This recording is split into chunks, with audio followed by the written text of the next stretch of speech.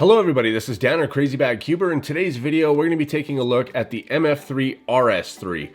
Now, this is a different packaging than what I see on the Cubicle's website. As you can see here, this is not the typical package for the MF3RS3. And the magnetic version also has a similar package, so I don't know, did it get repacked? Because I'm searching MF3RS3 on their site, and that's the only thing that comes up, not this. So I'm guessing it's been repackaged. Anyways, let's take a look at this thing. All right, so this is a box with a cube.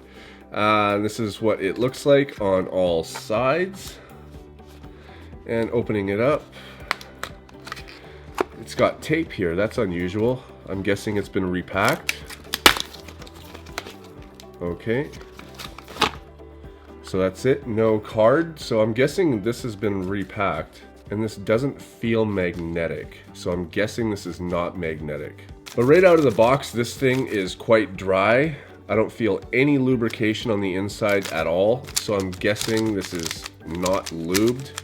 This is just a very stock cube. Now, I don't know how I'm gonna feel about a non-magnetic puzzle because I use magnetic puzzles. I think most people use magnetic puzzles except for the rebels now, but magnetic puzzles are the thing.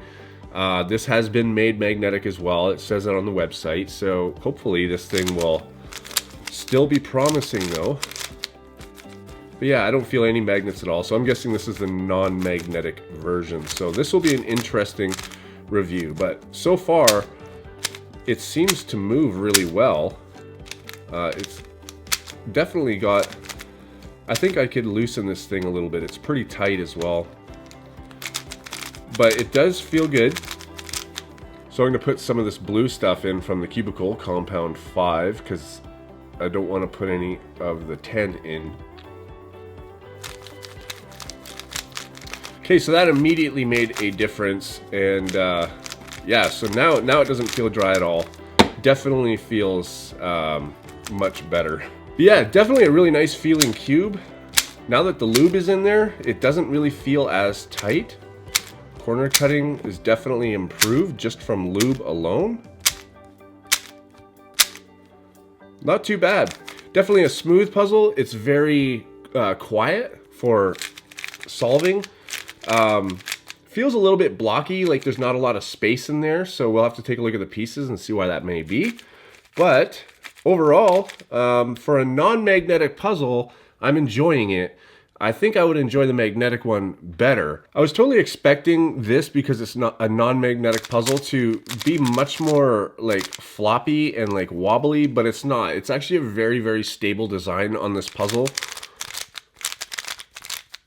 Yeah, everything stays together well. I've honestly kind of forgotten what it's like to solve on a non-magnetic cube, because I don't really solve them anymore, so I don't know. I mean, I prefer magnetic puzzles, but this thing seems to have, you know, good potential. So anyways, guys, I'm going to go and I'm going to just mess with the tensions and solve this for a couple of days. I'll be back, but let's look at the pieces in the meantime.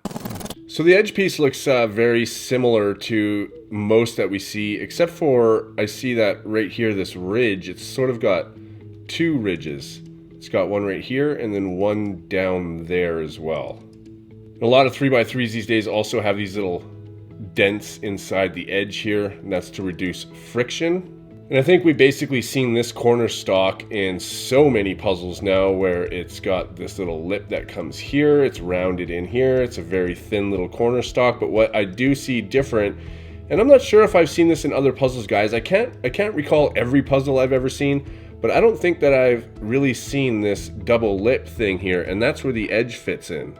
So you can see that the edge goes in right there, and it's kind of like a double lock system, and that's really cool, because I will tell you that without untensioning this puzzle, this edge was difficult to get out, and I think that it's best to back off the tensions a little bit to get it out, to maybe not break the piece. Each corner piece also has a little screw in there as well, but the design of this is really cool, guys.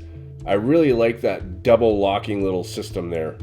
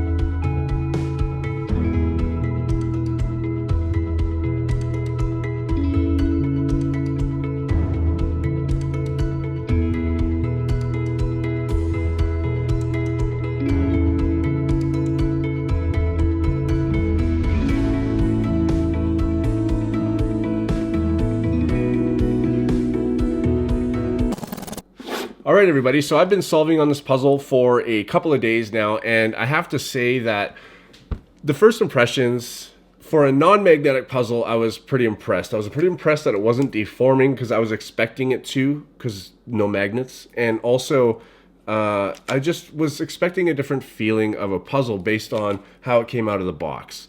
However, after putting lube in it and tensioning it and trying to get it as good as I could, and doing about 100 solves on this thing, I really didn't. I didn't really like it at all, and I think the big thing is because there's no magnetic feel to it, and I'm so used to the magnetic feel of a puzzle now that it's a little distracting to not have magnetics. And a lot of people were distracted by magnets when they first came in, but now that we're used to it, trying to go back, let me know in the comment section, guys. Like, I'm sure all of you at this point, if not most of you, have a magnetic puzzle. And you have non-magnetic puzzles. Do you ever go back to your non-magnetic ones and then it just doesn't feel the same? It feels wobbly, it feels unstable. Well, that's sort of how it started to feel with this one, and it got really slow as well. So yeah, I did the tensions, and then I put some more compound 5 in there, and that sped it back up. So now the speed is really nice for what I solve. And yeah, so I've done a few hundred solves on this thing, and I gotta say that it took a while to get used to non-magnetic puzzle again. And once that happened, I was starting to get my average again. I was starting to learn how to control the cube, because when we first got magnetic cubes, we had to learn, how to control these things, and just, it was a different feel of a cube. And now that I'm used to it, going back, it's sort of like reversing that process. Now that I'm used to it, I don't really mind it, to be honest. But the first 100 solves, like I really couldn't get into it until I got used to the puzzle and the turning of it. Now I think this puzzle is really great. It corner cuts like amazing. It's super smooth. It's definitely gotten a little bit louder since I put all the lube, and also I have changed the tensions a little bit so it's not so tight, and so it's a little bit louder now, but it's super smooth. Like, this is an incredibly smooth puzzle. I will say though that it is still a little bit too slow for me. Like the new Diane, that was a little bit too fast for me. This one's a little bit too slow. So if you're not into magnets, I really recommend this puzzle, and it's cheap. That's the other thing too. It's a really good cheap puzzle. And if you are into magnetics, well, they make a magnetic version of this for slightly more. It's not even that much more of price difference between the magnetic version and the non-magnetic version. But I'll leave a link down below, top link, and that will bring you to all of the MF3RS products, whether it's 2 or 3 or 3M, stuff like that. And you guys can check it out yourself and see what you would like. But anyways, guys, I want to thank the Cubicle for sending me this puzzle free to review and for sponsoring this video as well. Thank you guys for watching, and I'll see you on my next video.